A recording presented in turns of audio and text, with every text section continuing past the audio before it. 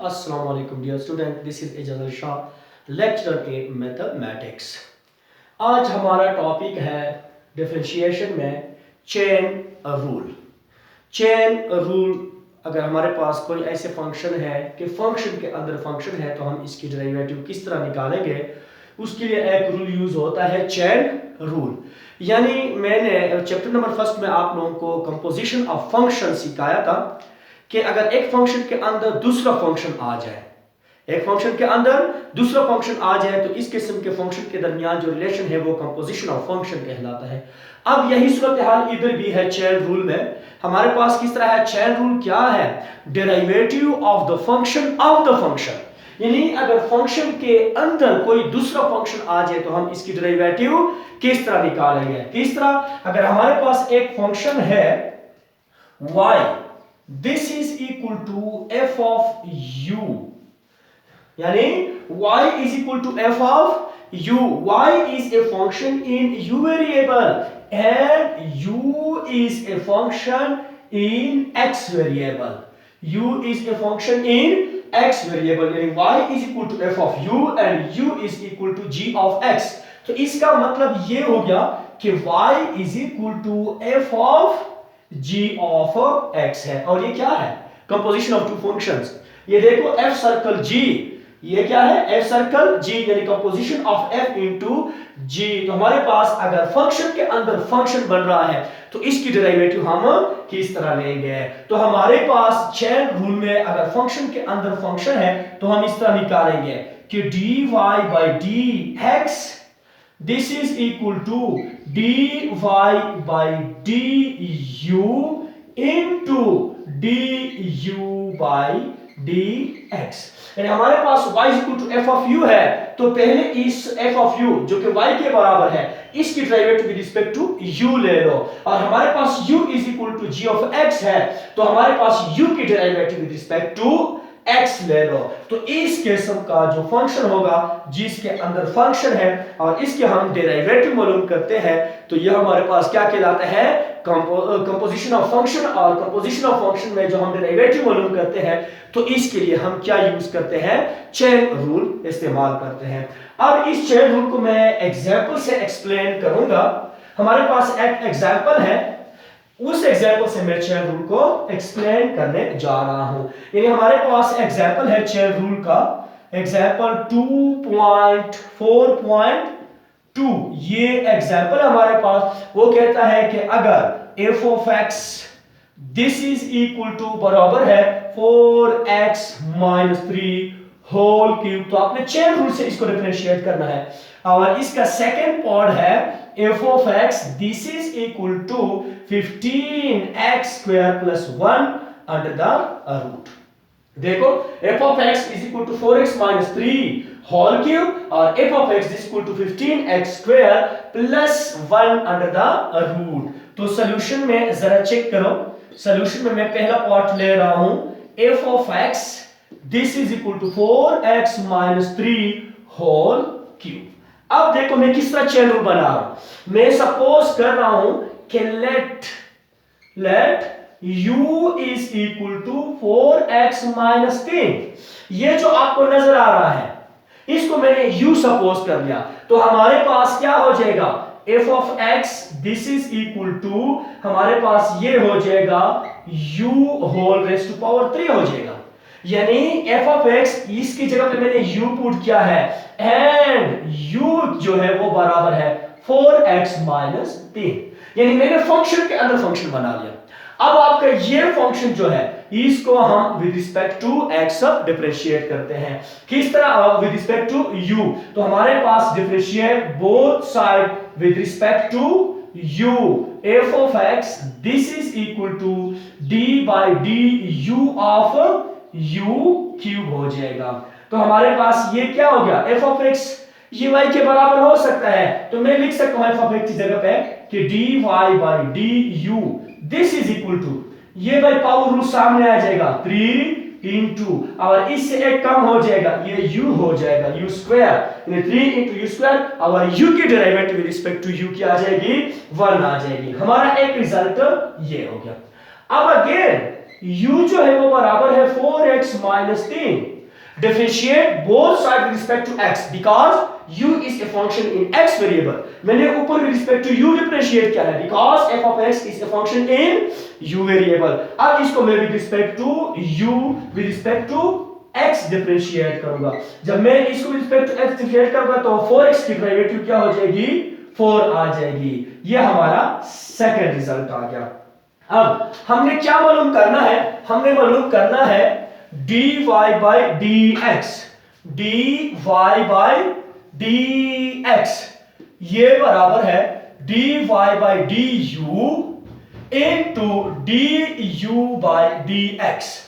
तो dy by dx this equal to dy by du, उसकी value हमारे पास है 3u स्क्वायर, इसकी वैल्यू क्या है 3u square into du by dx की वैल्यू है वो क्या है, वो है 4. यानी हमारे पास dy by dx this is equal to 4 into 3, ये 12u स्क्वायर हो गया. अब dy by dx is equal to 12u square. और u को मैंने क्या सपोज किया है कि this equal to 4x minus 3, तो इसकी जगह पे 4x माइनस 3 पुट करो और ये हमारे पास होल स्क्वायर. तो हमारे पास ये क्या है, ये चेन रूल का एक एग्जांपल था. अब हमने क्या करना है, चेन रूल का वो दूसरा एग्जांपल भी कैलकुलेट करना है. हमारे पास है f of x this is equal to 15x square plus 1 under the root. अब इसके लिए मैं सपोज करता हूं कि let u is equal to 15x square plus 1, then हमारे पास क्या आ जाएगा f of x this will be equal to u under the root हो जाएगा. यानी इसकी जगह पे मैंने u पुट किया है तो हमारे पास f of x equal to u under the root. और f of x किस चीज के बराबर होता है, y के बराबर होता है, और u under the root इसकी जगह पे मैं 1/2 लिख सकता हूं. Now differentiate both sides with respect to u because y is a function in u variable. तो दोनों साइडों को हमने with respect to u differentiate करना है. इधर भी differentiate हो जाएगा with respect to u की पावर 1/2. ये हो जाएगा dy by du by power rule. ये 1/2 सामने आ जाएगा 1/2 और इससे एक कम हो जाएगा. यानी 1/2 से जब मैं एक कम करता हूं 1/2 माइनस 1 करता हूं तो -1/2 और u की derivative with respect to u ये क्या आ जाएगी 1 आ जाएगी. इसके लिखने की जरूरत नहीं है.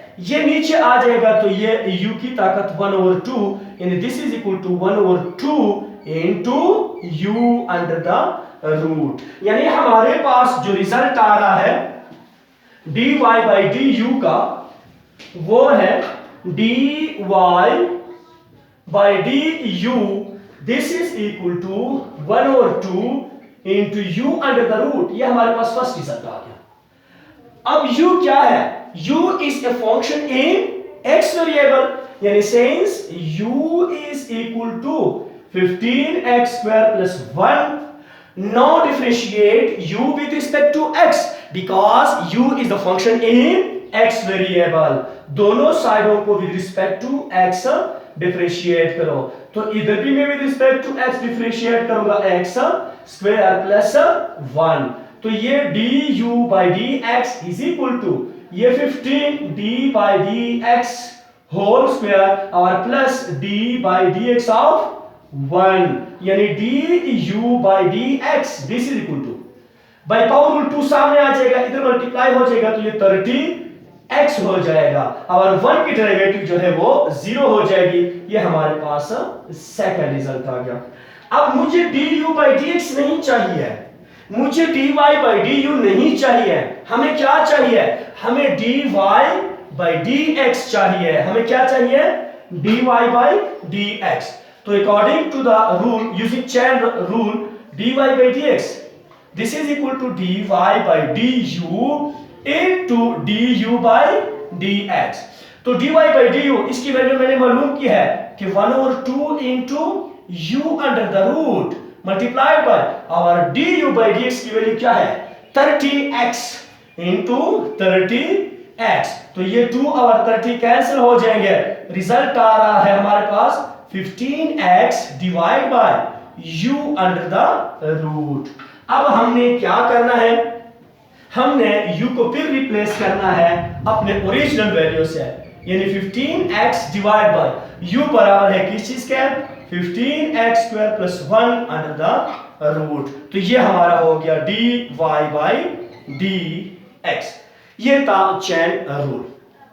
चेन रूल को मैंने एग्जांपल से एक्सप्लेन करने की कोशिश की है। आई थिंक आप लोगों को थोड़ा कुछ समझ आया होगा। इसके बाद है एक दूसरा टॉपिक है generalize power rule. Generalize power rule जो मैं हर डेरिवेटिव में इसको डिस्कस करता हूं।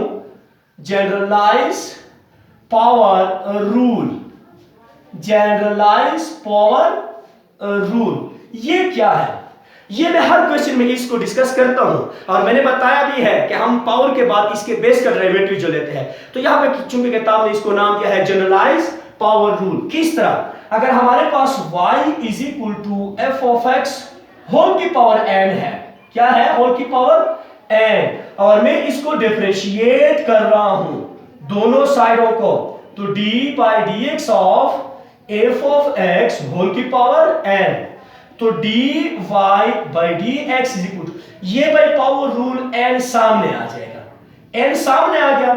अब इससे एक कम कर लो, f of x n minus 1 और विदाउट पावर यानी एक्सपोनेंट, इसकी एक दफा फिर डेरिवेटिव ले। This is called generalized power. This is called generalized power, जो हम हर क्वेश्चन में करते हैं। इस रूल को डिस्कस करने की जरूरत भी नहीं थी। हम क्या करते हैं, हम पहले पावर रूल डिस्कस करते हैं, यानी n जो है ये सामने आ जाएगा, n से कम आ जाएगा। फिर मैं हर एक क्वेश्चन में ये कहता हूं कि डेरिवेटिव विदाउट एक्सपोनेंट, यानी derivative without exponent, derivative of the function without exponent, या derivative of its base without exponent, जो हमने इधर किया है। इसको उन्होंने नाम दिया है जनरलाइज पावर रूल। इसको मैं एक छोटे से एग्जांपल से एक्सप्लेन करूंगा कि जनरलाइज पावर रूल क्या है। एग्जांपल 2.4.5 है हमारे पास, f of x this is equal to 11x square minus 7 whole raised to power 8। अब देखो ये f of x 11x square minus 7 whole raised to power 8 है। दोनों साइडों को डिफरेंशिएट करो विद रिस्पेक्ट टू x, तो इधर भी डिफरेंशिएट करूंगा 11x square minus 7 whole raised to power 8, ये f प्राइम x हो गया। अब देखो जनरलाइज्ड पावर रूल को देखो, ये जो आपको नजर आ रहा है 8 जो है ये मल्टीप्लिकेशन फॉर्म में इधर आ जाएगा, और 11x स्क्वायर माइनस 7 ये 8 माइनस 1, देखो n माइनस 1। अब डेरिवेटिव हम किसकी लेंगे, इट्स बेस, यानी derivative of the function without exponent 11x square minus 7। This is called generalized power. यानी ये मैं हर एक डेरिवेटिव के हर एक क्वेश्चन में कर रहा हूं, लेकिन चूंकि उन्होंने अलग नाम दिया है जनरलाइज्ड पावर रूल, तो हम इसको डिस्कस करेंगे। देखो एक सामने आया है, एक से एक कम हो गया, देखो n माइनस 1। अब विदाउट एक्सपोनेंट इसके बेस की डेरिवेटिव, तो f dash x this equal to 8 into 11x square minus 7 raise to power 7 हो जाएगा। अब इस x की डेरिवेटिव 2x हो जाएगी, इसके साथ 11 भी है, तो ये 22x हो जाएगा, और माइनस 7 की जो डेरिवेटिव है वो 0 हो जाएगी। f dash x is equal to, अब इसके साथ मल्टीप्लाई करो तो ये 16 और 8 into 2 16 plus 1 176x into 11x square minus 7 whole raised to power 7। This is called generalized power rule। अब नेक्स्ट टॉपिक है हमारा डेरिवेटिव ऑफ पैरामेट्रिक इक्वेशन या function. Derivative of parametric function, derivative of parametric function, derivative of parametric functions. Parametric functions की derivative हम किस तरह लेंगे। पिछले वीडियो में चैप्टर नंबर 1 में मैंने पैरामेट्रिक फंक्शन को डिस्कस किया है। The function or equation in which two or more than two variable depends upon the third variable is called parametric equation or function। The third variable is known as parameter of that equation। वो इस equation का parameter कहलाता है। अब parametric function जो है इसकी derivative हम किस तरह मालूम करेंगे। तो यहाँ पे हमारे पास एक एग्जांपल है, उस एग्जांपल के जरिए मैं आपको क्या कर रहा हूँ, पैरामीट्रिक फंक्शन की डेरिवेटिव डिस्कस करने जा रहा हूँ। यानी उसने दिया है कि x व y this is equal to a t square comma 2at। यानी इसका मतलब ये है कि x is equal to at square and y is equal to ये 2at के बराबर है। यानी x and y both are dependent on third variable t. So this equation is function is known as parametric function. X and y both are dependent on t. T is the parameter of that function. यानी दोनों dependent है, x और y दोनों t पे dependent है। अब दोनों को मैं क्या करूंगा, with respect to t differentiate करूंगा। Differentiate both side with respect to t। तो इधर एक कांस्टेंट है वो बाहर निकल आ गया, तो d by dt of t square. तो ये हो गया dx by dt, this is equal to ये 2 by पावर रूट इधर मल्टीप्लाई हो जाएगा 2a और इससे एक कम हो जाएगा, यानी 280। 2 से क्या हो जाएगा, एक कम हो जाएगा 280 और t के derivative with respect to t वो 1 हो जाएगी। अब हमारे पास y जो है वो बराबर है 2at के बराबर है। Differentiate both side with respect to t because y depends upon the variable t। तो इसको भी t पे डिफरेंशिएट करोगे, 2a कांस्टेंट है, इसको बाहर निकालो तो d by dt of t हो जाएगा। यानी dy by dt ये t की derivative with respect to t 1 हो जाएगी, यानी ये 2a रिजल्ट आ गया। ये हमारा सेकंड रिजल्ट है। अब जरा चेक कर लो, हमारा फर्स्ट रिजल्ट है dx by dt और सेकंड रिजल्ट है dy by dt। इन दोनों इक्वेशन में हमें dy by dx नजर नहीं आ रहा, हमें dy by dx नजर नहीं आ रहा। तो यूजिंग चेन रूल मैं क्या करूंगा, यूजिंग चेन रूल, हमने चेन रूल को यूज करना है। और वो क्या कहता है, वो ये कहता है कि dy by dx this is equal to dy by dx ये किस चीज के बराबर है, ये dy by dt into dy by dt into ये बराबर है dt by dx। देखो अगर इस dt को मैं कैंसिल करूं तो ये dy by dx बनता है कि नहीं बनता, यानी by using chain rule we get dy by dx equal to dy by dt into dt by dx। तो this is equal to dy by dt की वैल्यू मैंने मालूम की है कि वो क्या है, वो 2a है इंटू, अब इधर देख लो, इधर हमारे पास है dx by dt, लेकिन वहां पे क्या है dt by dx है, यानी इसका रेसिप्रोकल है।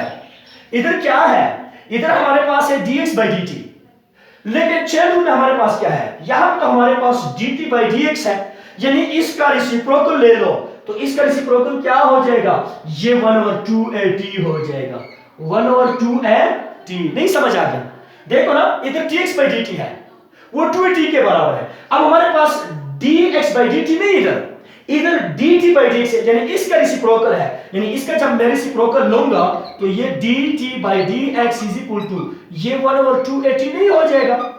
दोनों साइडों का अगर मैं रेसिप्रोकल लूंगा तो हमारे पास क्या हो जाएगा, हमारे पास dt by dx equal to 1/2at हो जाएगा, 2at हो जाएगा। यानी मैंने क्या क्या है, मैंने dt by dx की जगह पे 1/2at, तो 2a और 2a ये कैंसल, 1/t। तो हमारा रिजल्ट आ गया dy by dx is equal to 1/t या t रेज़ टू पावर -1, ये ऊपर जाके -1 हो जाएगा। तो ये था पैरामीट्रिक फंक्शन के डेरिवेटिव। मेरे ख्याल में आज की वीडियो के लिए इतना ही काफी है। इंशाल्लाह नेक्स्ट वीडियो में हम एक्सरसाइज 2.4 के साथ मिलेंगे। उस वक्त तक के लिए इजाजत दीजिए। अल्लाह हाफिज।